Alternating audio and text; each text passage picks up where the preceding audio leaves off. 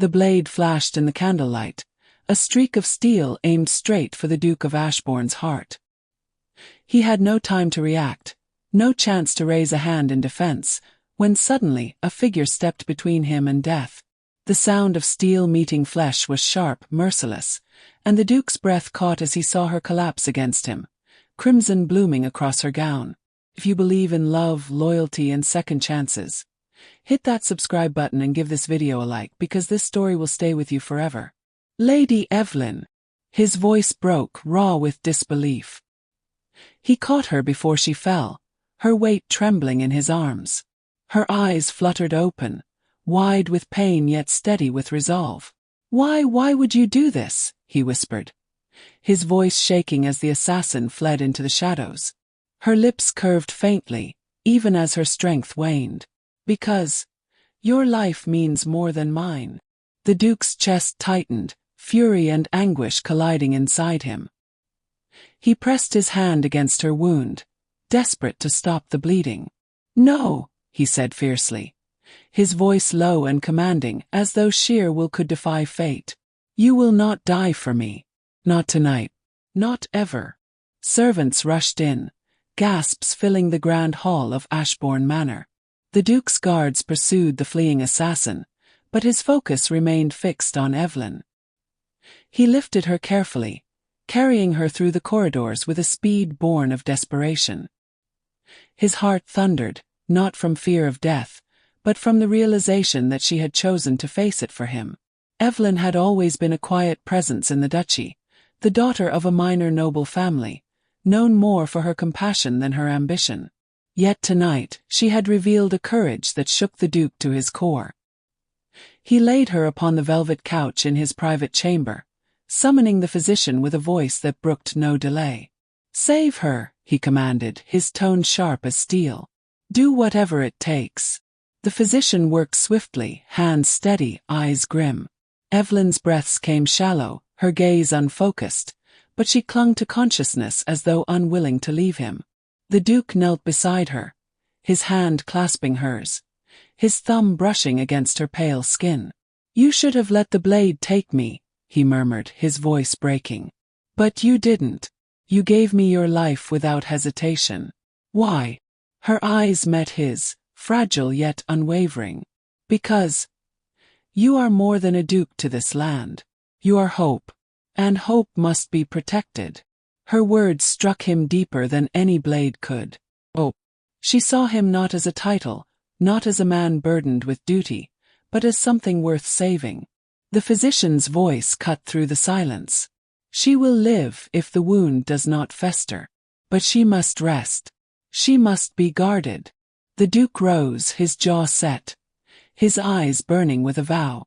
"Then she will be guarded as fiercely as the crown itself."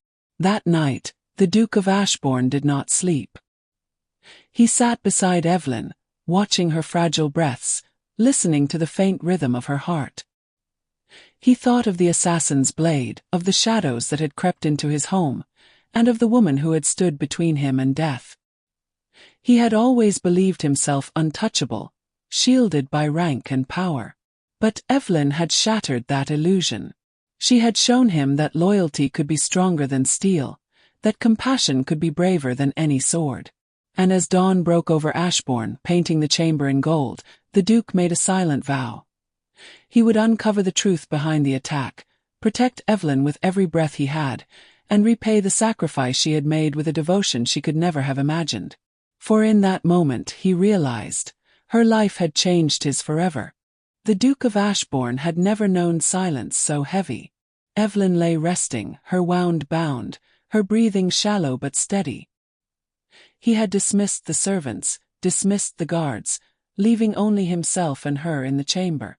Yet his mind was anything but still. He replayed the moment endlessly, the glint of steel, her sudden movement, the sound of the blade piercing flesh. She had chosen to stand between him and death. That choice was no accident. It was sacrifice.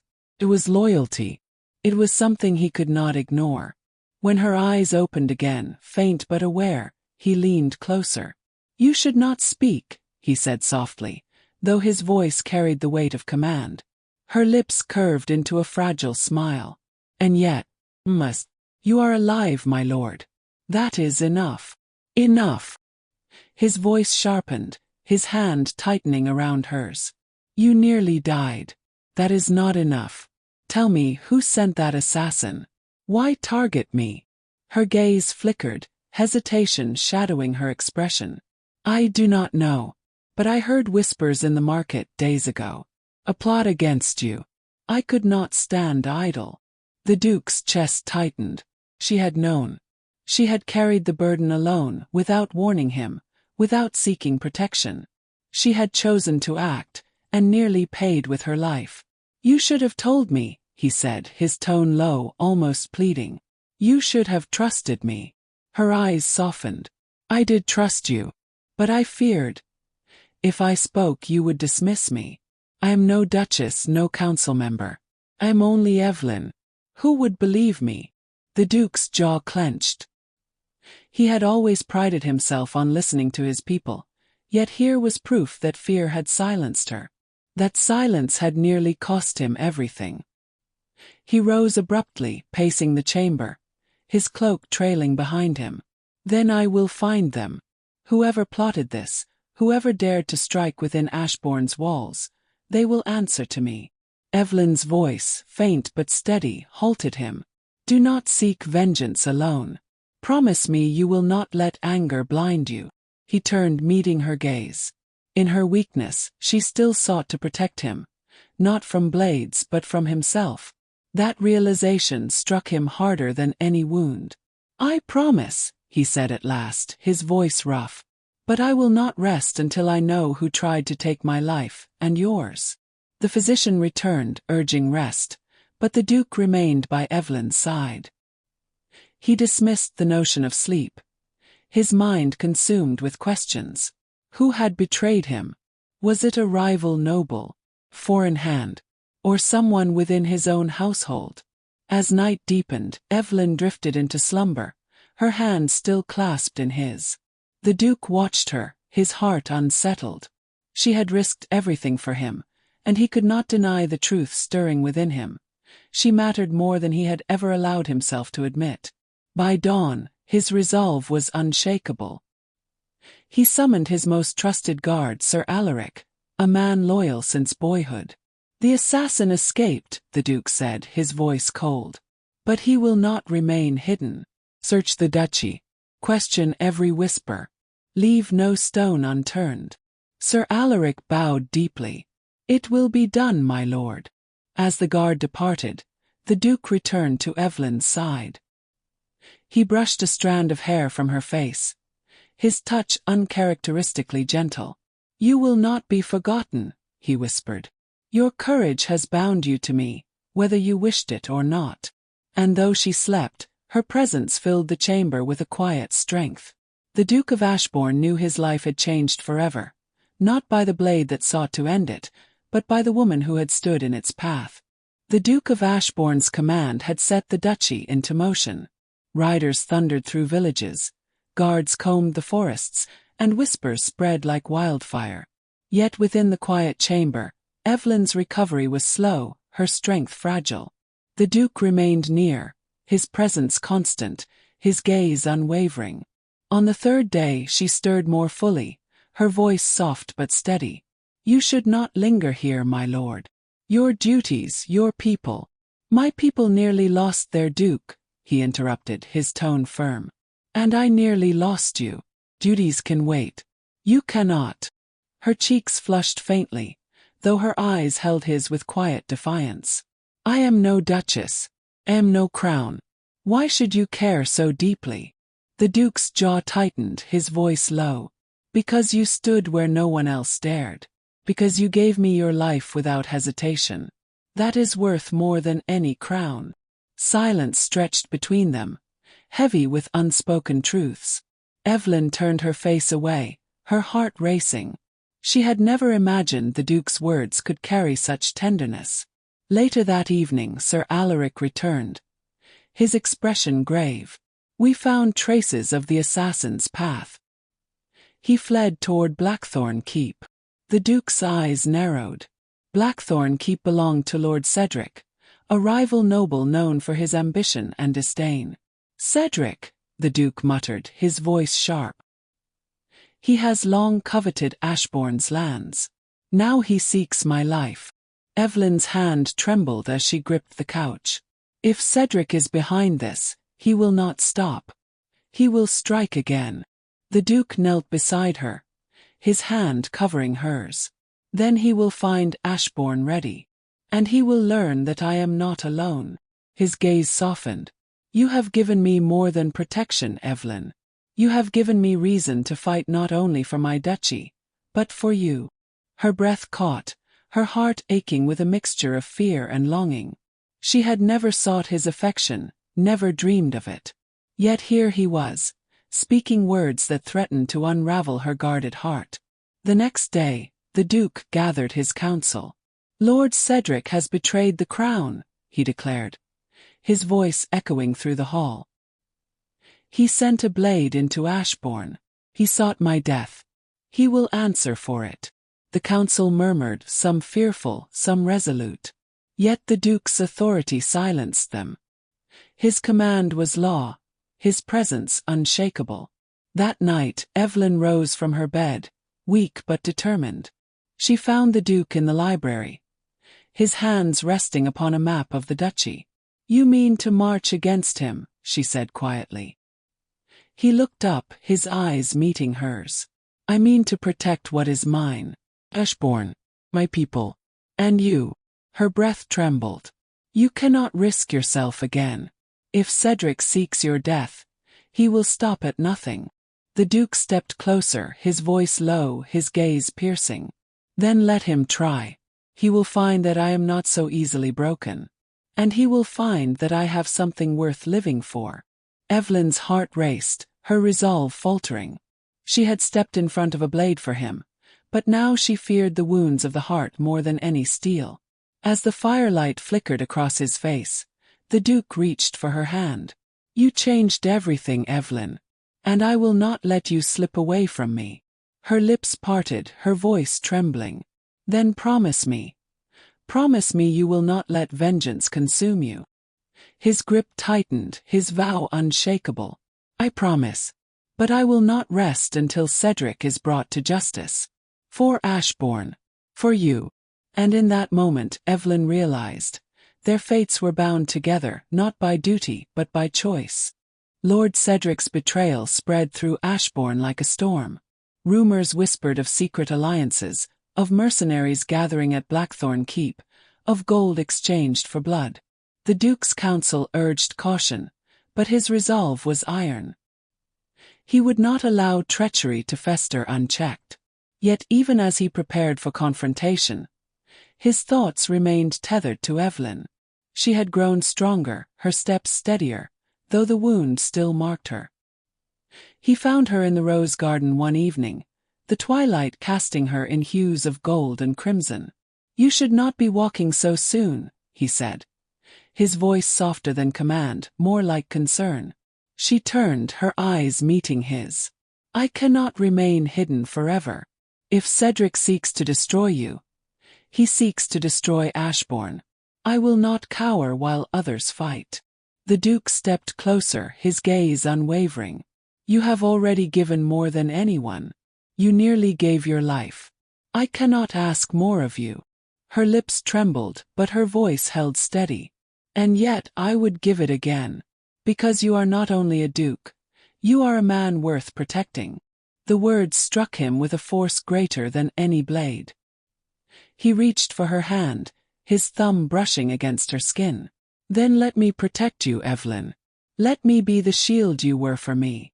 Their eyes locked, the air between them charged with unspoken longing.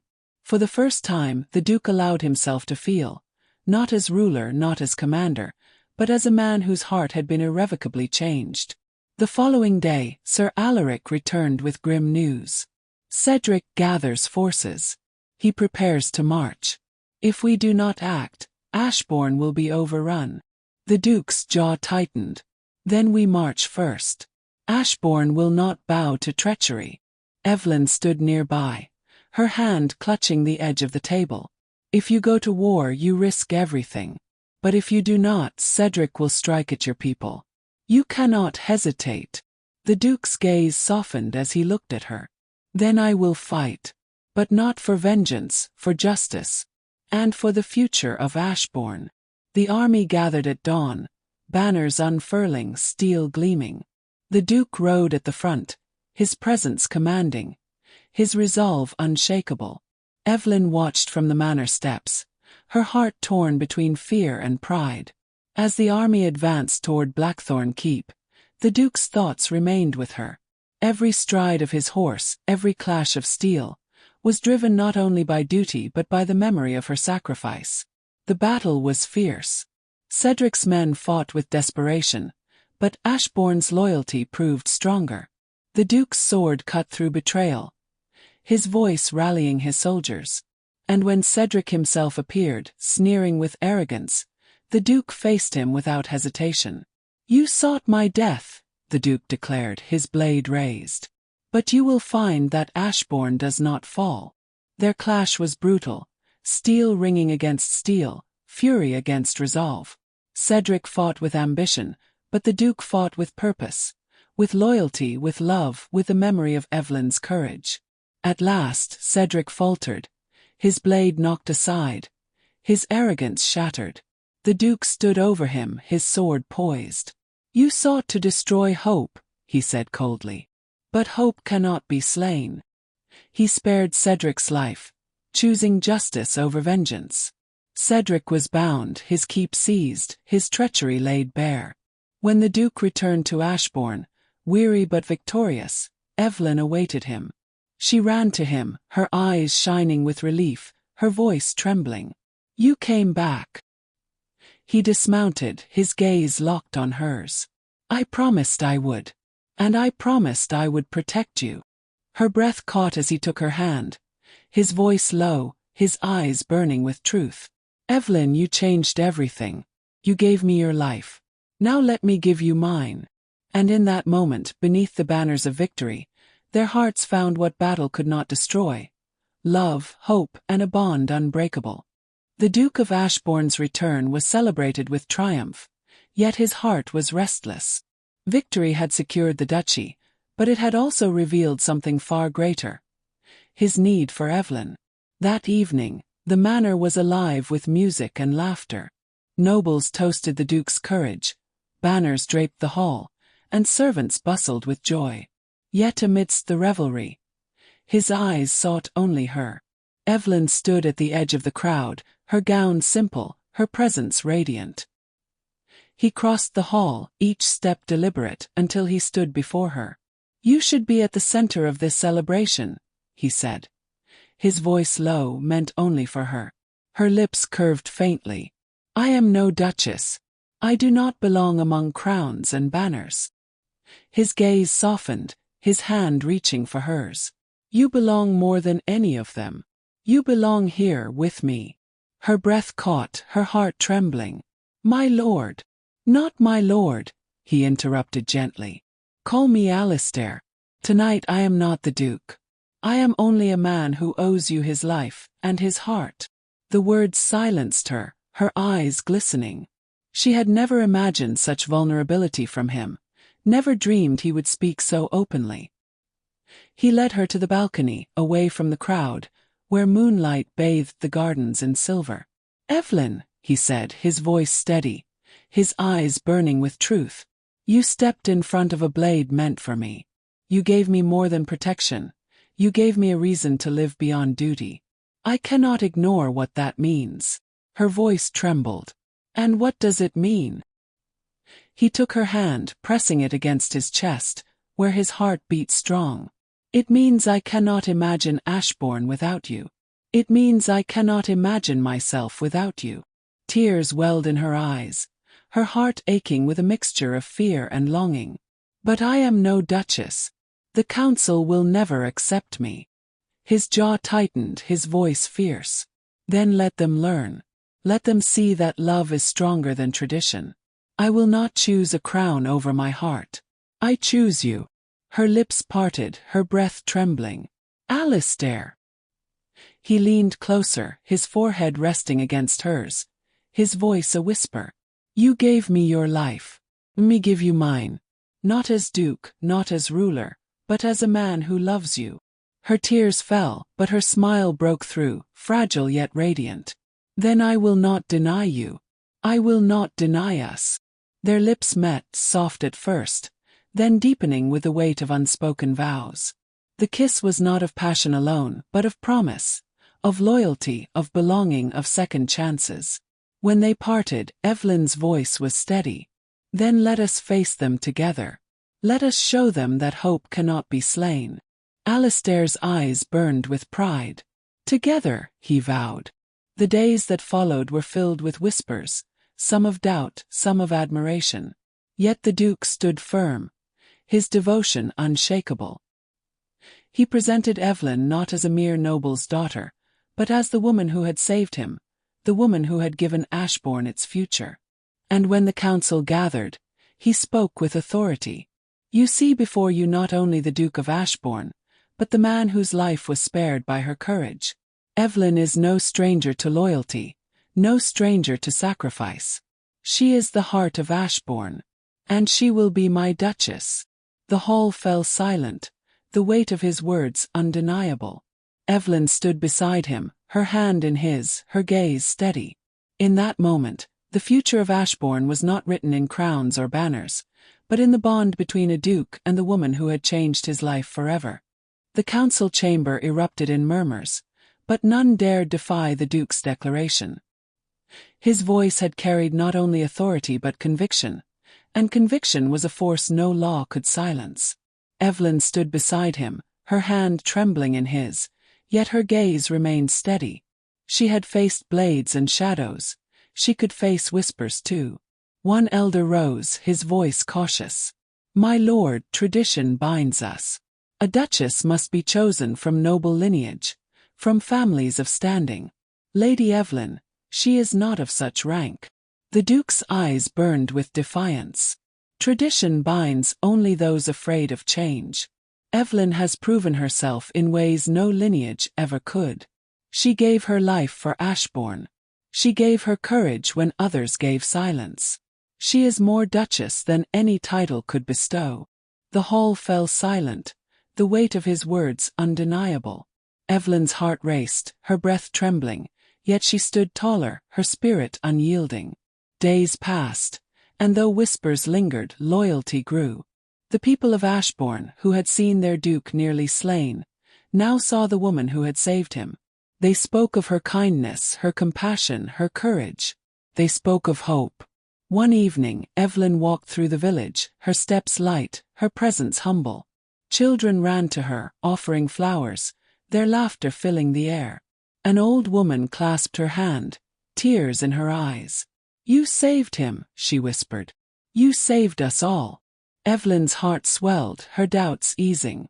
She had never sought power, never sought crowns, but she could not deny the bond she now shared with Ashbourne. That night, the Duke found her in the garden, the moonlight casting silver across her face. They see you, he said softly. They see what I see. Her lips curved faintly. And what do you see? He stepped closer, his hand brushing hers. I see the woman who gave me hope when I thought it lost. I see the heart of Ashbourne. I see my future. Her breath caught, her eyes glistening. Alistair. He took her hands, his voice steady, his gaze unwavering. Evelyn, I have fought battles, faced betrayal, carried crowns. But nothing has mattered as much as this moment. Will you stand beside me? Not as savior, not as sacrifice, but as partner, as duchess, as my wife. Her tears fell, but her smile broke through, radiant and unshakable. Yes, she whispered. Yes, I will. The Duke's lips met hers, sealing the vow with a kiss that carried not only love but promise. The promise of loyalty, of belonging, of second chances. Their union was celebrated not with grandeur alone, but with sincerity. The people of Ashbourne gathered, their voices rising in joy, their hearts united. Evelyn stood beside Alistair, no longer the quiet noble's daughter, but the Duchess of Ashbourne, chosen not by tradition but by love. And as the bells rang, as banners unfurled, as hope filled the air, the Duke looked upon her with a gaze that held eternity. "You stepped in front of a blade meant for me," he whispered, his voice carrying only for her. "And what I did next changed everything. I gave you my life. I gave you my heart. And now I give you forever." The crowd cheered, the future shone bright. And in that moment, Ashbourne was not defined by crowns or steel, but by love. The final image lingered, moonlight spilling across the duchy, the Duke and Duchess standing hand in hand, their hearts bound, their lives entwined. Hope had triumphed. Love had endured. And Ashbourne would never forget the woman who had changed everything. Thanks for watching.